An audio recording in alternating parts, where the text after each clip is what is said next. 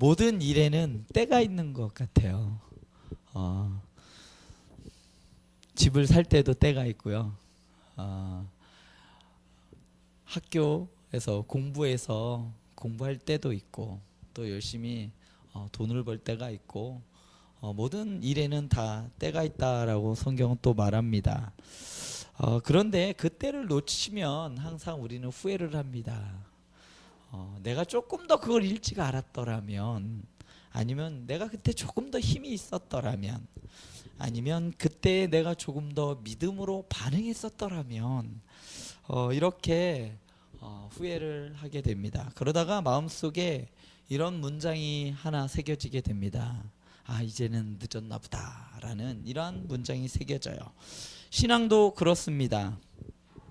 기도가 식어진 지 너무 오래됐고, 기도의 자리에서 뜨겁게 기도했던 기억이 언제였는지, 그리고 말씀을 붙들었던 시절이 기억은 나는데 이제는 좀 멀게 느껴지는 때, 한번 놓쳐버린 그 순종의 자리가, 한번 꺾어버린 그 헌신의 자리가 다시 돌아갈 수 없는 자리처럼 느껴질 때가 있습니다.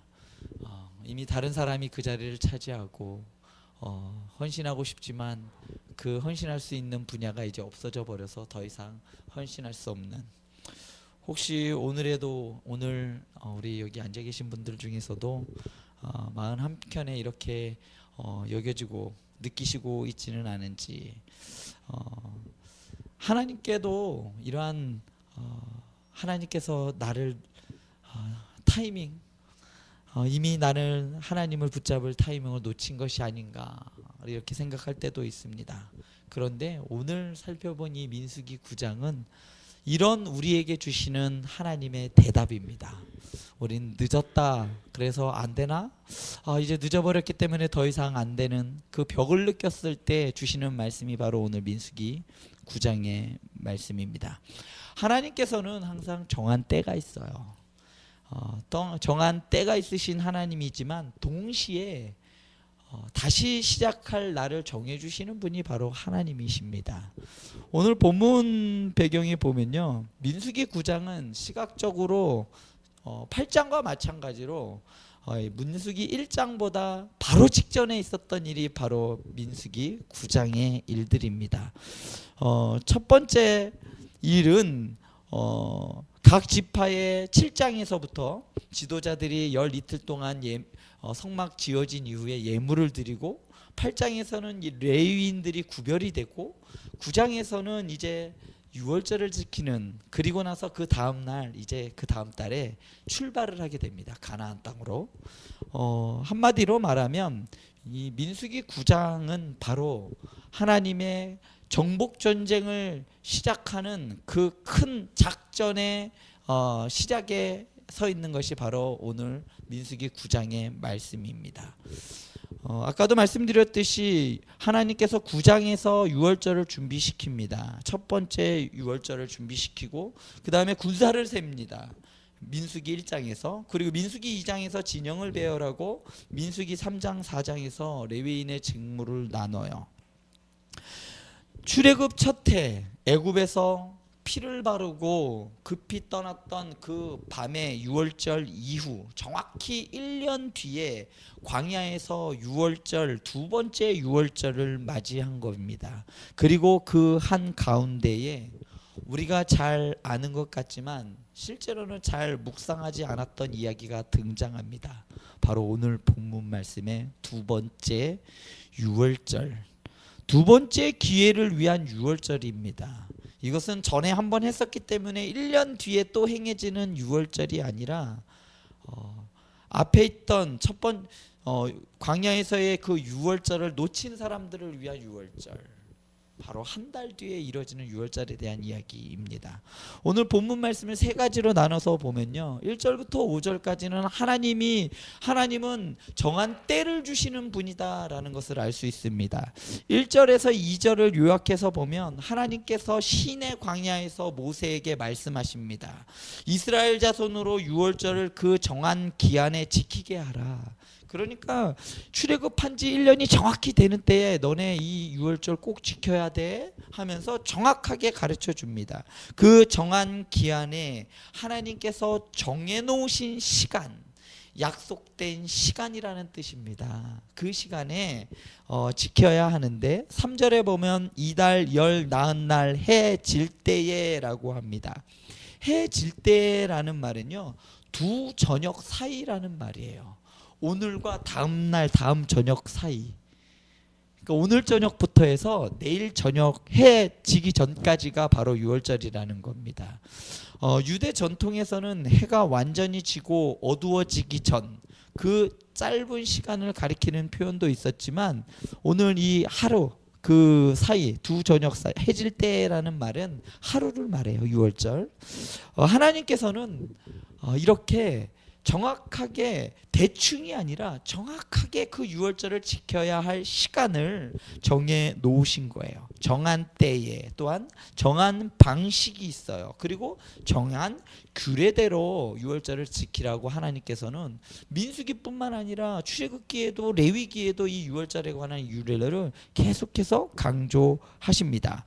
그러면서 3절에 보면 그 모든 규례와 모든 법대로 다 지켜라라고 말합니다. 여기에서 나오는 규례와 법도는 출애굽기 12장과 레위기 23장에서 유월절의 그 세부 규정들을 가리키고 있어요. 언제 지켜야 하는지, 어떤 날에 어떤 방식으로, 그리고 어떤 빵을 먹고 어떤 나물과 함께 먹어야 하는지, 그리고 그 고기는 아침까지도 남기지 말고 그거 좀 남겨서 먹은 게 그게 뭐 좀 어때요? 그럼에도 불구하고 정확하게 하나님께서는 그것까지, 또한 뼈는 또 꺾지 말라라고 또 이렇게 이야기합니다. 이스라엘 백성들은 그것을 하나도 빼지 않고 지켰습니다. 5절 말씀에 보면 이스라엘 자손이 여호와께서 모세에게 명령하신 것을 다 따라 행하였다라고 합니다.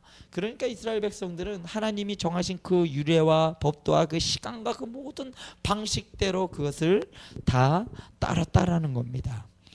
여기서 우리가 붙들어야 할 진리가 있습니다.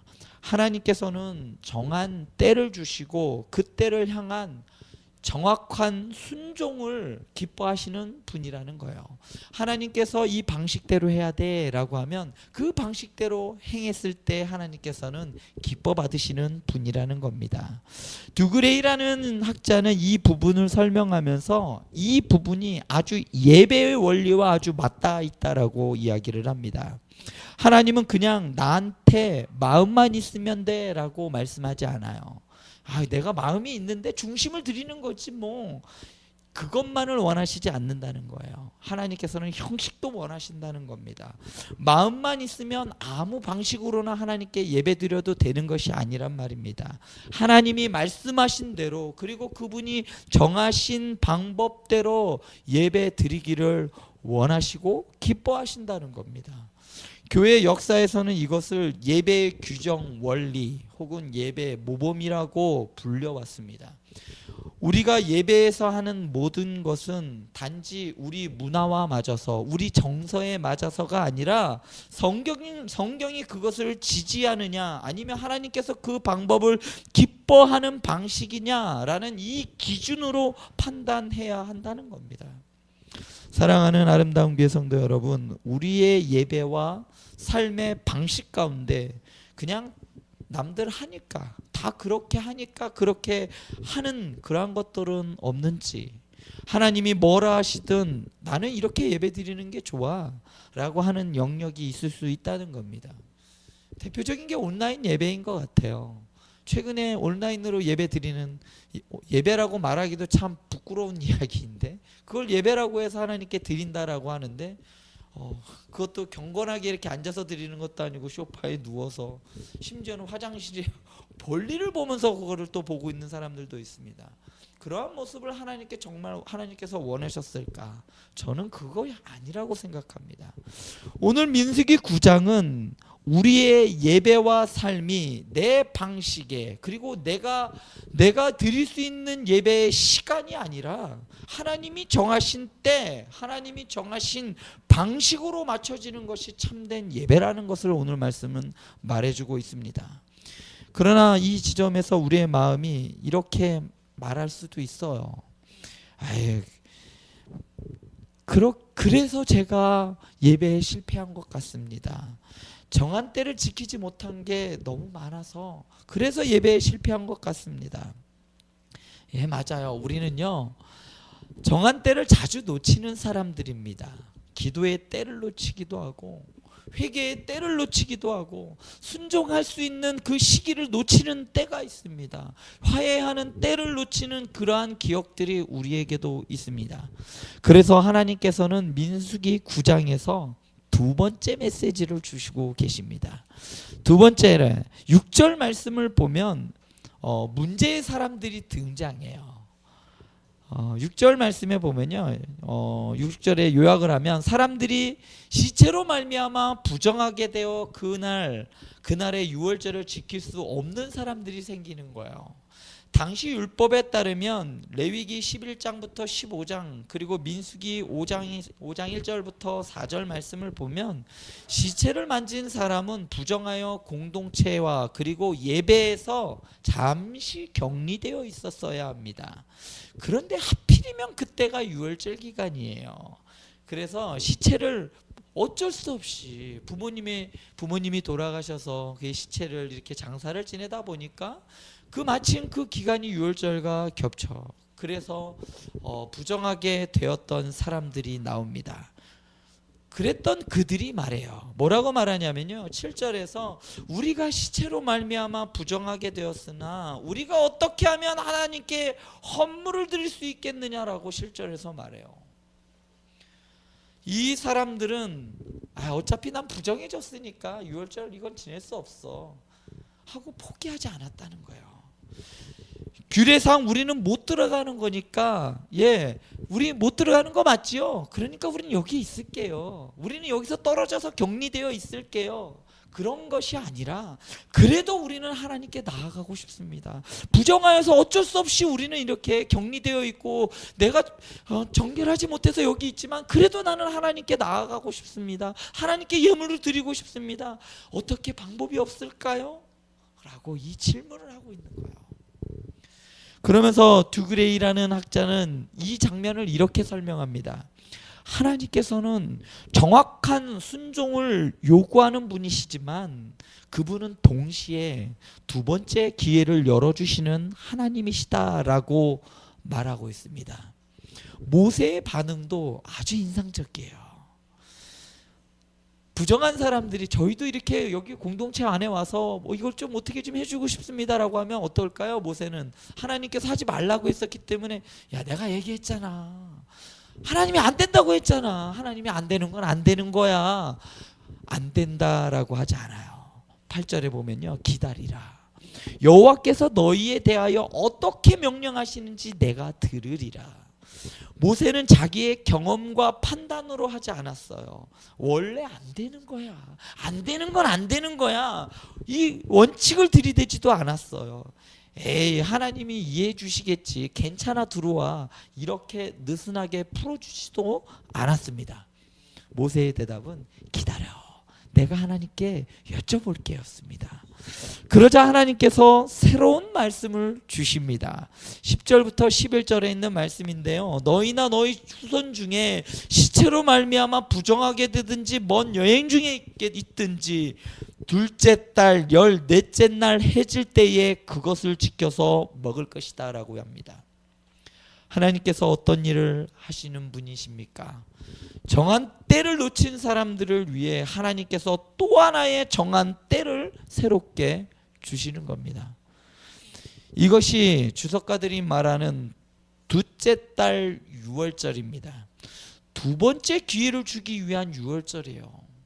첫 번째 그 유월절에 예물을 드리지 못하고 하나님께 나아가지 못했던 사람들, 그 안타까워하는 사람들을 위해서 그 다음 달에 또 한 번 유월절을 지킬 수 있게끔 해주신 거예요. 정규적인 이 유월절을 지키지 못한 자들이 정확히 한 달 뒤에 동일한 규례로 지킬 수 있도록 해주신 거예요. 여기서 중요한 점은 이겁니다. 하나님은 너희는 부정하지만 그냥 들어와라 하지 않았다는 거예요. 그렇다고 어쩔 수 없이 아유 야 어쩔 수 없어 그냥 1년 조금 더 1년 더 기다려 이렇게 하시지도 않았다는 겁니다. 대신 이렇게 하셨어요. 그들도 지키되 동일한 규례, 동일한 방식, 동일한 의미로 다만 한 달 늦게 지켜라. 두그레이라는 학자는 이것을 불규칙한 순종을 위한 원리라고 말합니다. 우리가 있는 자리, 상황 때문에 성경이 말하는 그 이상적인 그림을 제대로 구현하지 못하는 경우들이 있습니다. 이미 믿지 않는 배우자와 결혼한 사람들이 있어요. 믿음을 가진 쪽이 가정에서 영적 책임을 혼자 지고 있는 사람들이 있습니다. 또한 이상적인 교회 구조를 갖추지 못한 완벽한 교회의 구조를 갖추지 못한 그러한 교회들도 있습니다. 이들은 모두 정규적인 1월의 유월절을 지키지 못하는 사람들과 같습니다. 그런데 하나님께서는 어떻게 하십니까? 너희 상황을 우리의 상황들을 무시하시지도 않고 그 율법을 없애버리시지도 않으시고 그 사이에 둘째 달 유월절이라는 다리를 놓으십니다. 알렌이라는 학자는 이것을 하나님의 율법은 변하지만 타락한 세상에서 복잡한 상황 속에 있는 백성들에게 자비로운 길을 열어주시는 하나님의 지혜다라고 말합니다. 사실 저에게도 이러한 1월의 유월절을 놓친 경험이 있습니다. 한참 젊을 때에 교회에서 열심히 성실하게 봉사하고 그랬어야 하는데 한 10년이라는 시간을 허비했던 것 같습니다. 이미 했어야 했던 그 회개의 자리, 이미 끊어야 했던 그러한 죄의 습관들, 또한 이미 드렸어야 하는 헌신, 그리고 이미 지켰어야 하는 그러한 예배의 자리, 그러한 자리를 떠올리면 마음속에서 이러한 소리가 들려요. 늦었어. 너무 늦었다. 이런 소리가 저 한 꽤 오랫동안 들렸던 것 같습니다. 그때 했어야지. 지금은 늦은 것 같아. 민수기 9장은 이렇게 말합니다. 아직 둘째 딸이 남아있다. 하나님은 한 번 놓친 사람을 버리는 분이 아니라 다시 시작할 날을 정해주시는 분입니다. 우리의 삶에도 하나님께서 둘째 딸 나흔 날을 준비해 두신 영역들이 있습니다. 그동안 미뤄둔 기도를 다시 시작할 수 있는 둘째 딸입니다. 식어버린 말씀 묵상을 다시 열 수 있는 둘째 딸이 준비되어 있어요. 등 돌리고 살았던 누군가에게 다시 용서를 시도할 수 있는 둘째 딸이 준비되어 있습니다. 이제는 너무 늦었다고 포기했던 사명과 헌신을 다시 꺼내볼 수 있는 둘째 딸이 준비되어 있습니다. 사랑하는 아름다운 교회 성도 여러분들에게 지금 하나님께서 둘째 달 유월절로 부르고 계신 자리 다시 시작해보지 않겠니? 라고 하나님께서 초대하는 자리가 있다는 말입니다. 여기까지 들으면 우리는 이렇게 생각할 수 있어요. 하나님은 정말 좋으신 분이시구나. 그럼 대충 살다가 그냥 나중에 마음 내키면 둘째 딸에 하면 되겠다라고 이렇게 오해하시는 분들도 있습니다. 그래서 하나님께서는 그 오해를 막기 위해 13절에 강력하게 말씀하십니다. 13절의 말씀을 보면요. 그러나 사람이 정결하기도 하고 여행 중에 있지도 아니하면서 유월절을 지키지 아니하는 자는 그 백성 중에서 끊어지리니 이런 사람은 그 정한 기일에 여호와께 헌물을 드리지 아니하였은즉 그의 죄를 담당할지며라고 정확하게 말씀하고 계십니다. 여기서 끊어지리니라는 이 표현은 공동체에서 추방되어 보호를 잃고 광야에서 죽음의 위협을 감수하게 되는 것을 말하는 말이에요. 혹은 하나님께서 직접 심판하셔서 그 생명을 거두어 가시는 것을 포함하고 있는 아주 무거운 언약적인 징벌이 바로 여기서 끊어진다라는 말이에요. 콜이라는 학자는 이것을 정해진 때의 유월절을 일부러 무시하는 자에게만 해당되는 형벌이다라고 말합니다. 즉 하나님께서 이렇게 말씀하시는 겁니다. 둘째 달 유월절은 부득이하게 지키지 못한 자들을 위한 은혜이지 게으름과 무관심을 위한 면허증 그것을 피해주는 그러한 허가증이 아니다라는 말입니다. 학자들은 이 대목을 신약의 성찬의 경고와 연결합니다. 고린도전서 11장에 보면 성찬에 대한 경고가 있어요. 십자가의 은혜를 의도적으로 무시하고 예배와 성찬을 가볍게 여기고 언젠가 다시 하면 되겠지 하며 계속 미루는 태도, 결국 자기를 스스로 끊어지는 자리로 밀어넣는 것이다 라고 경고하고 있습니다. 그래서 여기서 조심해야 할 것이 있습니다. 이 경고는 지친 성도들을 채찍질하기 위해 주신 말씀이 아닙니다. 광야에서 하나님께서는 부득이하게 유월절을 지키지 못한 사람들에게는 둘째 달이라는 은혜의 시간을 열어주셨고, 게으름과 무관심으로 유월절을 멸시하는 사람에게는 끊어짐이라는 경고를 함께 주신 겁니다. 오늘 수요 예배 자리에 피곤한 몸을 이끌고 나온 우리 사랑하는 성도님들, 하루를 마치고 이 자리에 앉아 계신 여러분들에게, 하나님의 말씀을 듣고 있는 여러분들에게 하나님이 하고 싶은 말씀은 이겁니다. 그래도 내가 이 자리에 있는 것을 나는 안다. 너를 위해 아직 둘째 달 열 나흔 날을 남겨두었다. 그러므로 이 경고는 마음이 완전히 굳어진 이스라엘을 향한 말씀이지, 이미 애쓰면서도 부족함을 느끼는 성도를 향한 정죄의 메시지가 아니라는 말입니다. 오히려 이렇게 받아들여야 합니다. 하나님, 제가 계속 미루며 방치해온 영역이 있다면 오늘 이 은혜의 초청을 더 이상 나중으로 미루지 않겠습니다. 이제 마지막으로 10절과 14절을 살펴보면, 10절 말씀을 보면 이스라엘 자손에게 말하여 이르라. 너희나 너희 후손 중에 시체로 말미암아 부정하게 되든지 먼 여행 중에 있다 할지라도 다 여호와 앞에 마땅히 유월절을 지키되. 둘째 달 유월절 규정은 부정한 자들뿐만 아니라 먼 여행길에 있는 사람들에게도 해당되는 겁니다. 이 먼 길은 광야 시대에 있는 광야 시대뿐만 아니라 약속의 땅 가나안 땅에 정착한 이후 이스라엘 사람들이 그 땅 바깥으로 나갔거나 아니면 장거리로 이동 중인 사람을 가리키는 말이라고 설명합니다. 즉 물리적으로 공동체에서 떨어져 있는 사람들에게도 하나님께서는 둘째 달 유월절이라는 문을 열어 두셨다는 겁니다. 또한 14절을 보면 만일 타국인이 너희 중에 거류하여 여호와 앞에 유월절을 지키고자 하면 유월절 규례대로 그 규례를 따라서 행할지니 거류민이나 본토인에게나 그 율례는 동일할 것이니라. 여기에서 거류민이라는 말은 잠깐 지나가는 관광객이 아닙니다. 이스라엘 공동체 안에 함께 살아가는 사람들, 그렇지만 공동체 안에 살아가면서 이스라엘의 하나님을 경외하는 그러한 외부인들을 말해요. 정통적인 이스라엘 백성들은 아니지만, 유대인은 아니지만 하나님을 섬기기 위해서 그곳에 같이 거하는 사람들을 거류민이라고 말합니다. 믿음으로 하나님께, 이스라엘의 하나님께 붙어있는 사람들, 그래서 할례를 받고 하나님 백성의 율법을 따르기로 한 사람, 그 사람들에게 하나님은 이렇게 말씀하십니다. 너희도 유월절을 지켜라. 다만 똑같은 규례, 똑같은 방식, 똑같은 은혜 아래서 너희도 지켜라라고 말씀하십니다.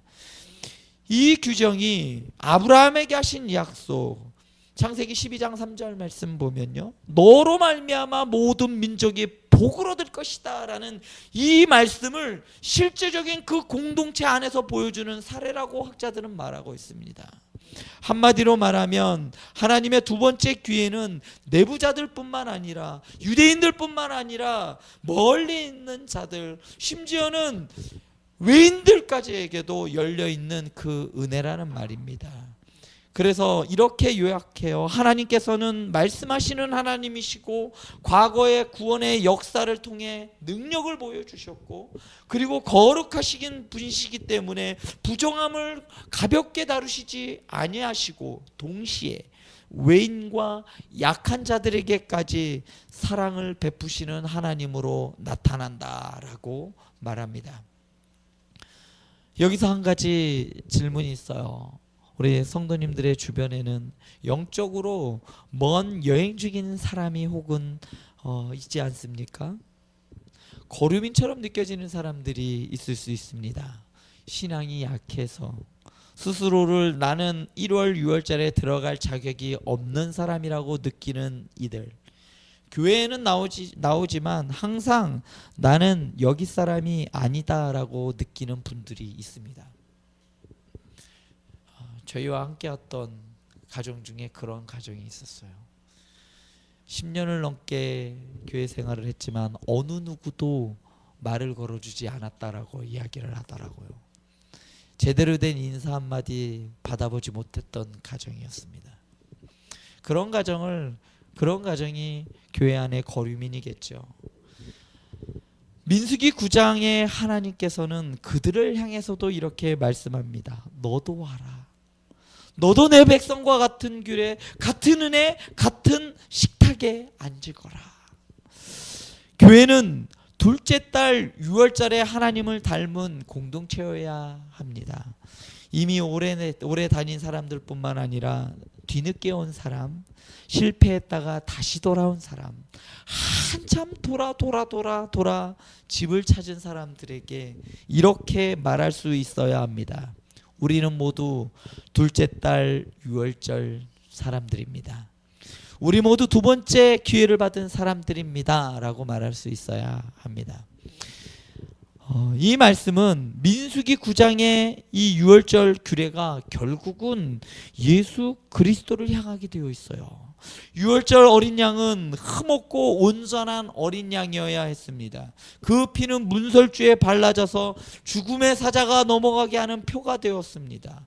뼈가 꺾이지 않아야 했습니다. 그래서 신약 성경은 이것을 예수님과 연결해요. 고린도전서 5장 7절에 보면 우리의 6월절 양 곧 그리스도께서 희생되었느니라라고 말합니다. 예수님께서는 한 번도 율법을 어기시 아니한 그러한 완전한 순종으로 우리가 지키지 못한 모든 1월의 6월절을 대신 치우셨습니다. 그리고 십자가에서 우리 대신 심판을 받으심으로 끊어져야 할 우리를 대신하여 끊어짐을 당하신 분이 되었습니다. 우리가 정한 때를 놓쳤을 때에 우리의 죄와 게으름과 무관심 때문에 하나님의 진노와 끊어짐 아래에 있어야 할 때 예수님께서는 이렇게 말씀하십니다. 내가 네가 해야 할 순종을 대신 완성했다. 내가 네가 받아야 할 끊어짐을 대신 받았어. 그러니까 이제 너는 언제든지 둘째 달 6월절로 돌아올 수 있단다. 그래서 복음을 이렇게 정의합니다. 6월절은 하나님의 복음, 즉 완전한 대속의 어린 양을 통해 불완전한 우리에게 두 번째 기회를 주시는 하나님을 보여준다라고 말합니다.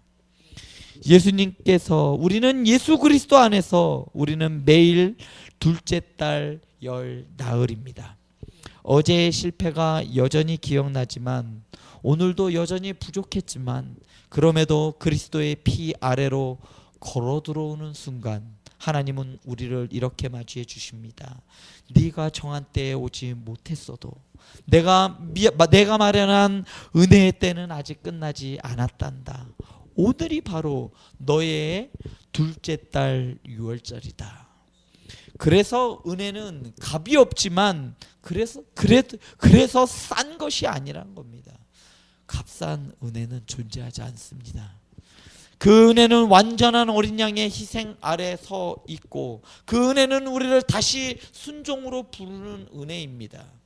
바울이 이렇게 말한 것과 같습니다. 고린도후서 6장 1절을 보면 그런즉 우리는 그 은혜를 헛되이 받지 말라라고 말했습니다. 이제 말씀을 맺겠습니다. 우리 사랑하는 성도 여러분, 혹시 우리 성도님들의 마음속에는 나는 너무 늦었다라고 생각하신 부분이 있습니까? 신앙이 한때는 뜨거웠지만 이제는 옛날 이야기가 돼버린 것 같아서, 혹은 자녀와의 관계가, 배우자와의 관계가 너무 멀어져 버린 것 같아서, 아니면 사역의 자리를 한번 놓쳤다가 다시 예전의 그 자리로 돌아가지 못할 것 같아서, 혹은 죄 때문에, 그 습관 때문에, 내가 너무 많이 넘어진 기억 때문에 하나님도 나에게는 이제 기대하시는 게 없을 거야, 내가 염치가 없지. 오늘 그런 사람들에게 민수기 9장은 이렇게 말해요. 아직 둘째 딸이 남아있다라고. 하나님은 다시 시작할 날을 정해주시는 하나님이십니다. 정한 때에 들어오지 못했다 할지라도 하나님이 마련해 주신 은혜의 때는 아직 끝나지 않았습니다. 오늘도 사랑하는 우리 성도님들을 초대하는 그 6월절이, 예수 그리스도의 그 식탁이 다시 시작할 수 있는 자리가 열려져 있는 겁니다. 그 자리로 다시 오셔서 기도의 자리가 회복되어지고, 사역이 회복되어지고, 신앙과 믿음이 회복되어지는 그 둘째 달 6월절의 놀라운 은혜를 경험하시기를 간절히 소원합니다.